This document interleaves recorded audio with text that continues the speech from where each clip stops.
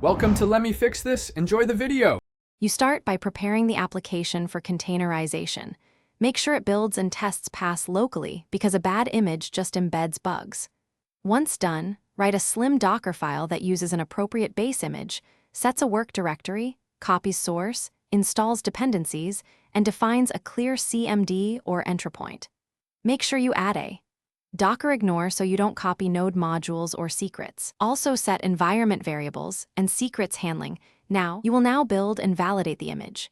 Use Docker build with a clear tag and multi-stage builds to reduce size. That speeds deploys and patching.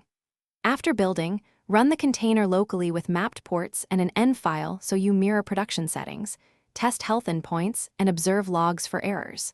Make sure to set resource limits and a health check in the Docker file so orchestration can manage restarts. When satisfied, tag for your registry and prepare to push.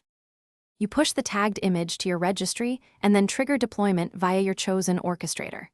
If you use Docker Compose, update Compose files. If Kubernetes, create manifests or Helm charts and apply them. CI/CD pipelines automate this process for consistency. Use rolling or canary updates to reduce risk and validate by checking logs, metrics, and health endpoints. If something goes wrong, roll back to the previous tag immediately. Keep immutable tags and monitor resource usage and error rates during the roll. Thanks for watching. If you found this helpful, don't forget to like and subscribe.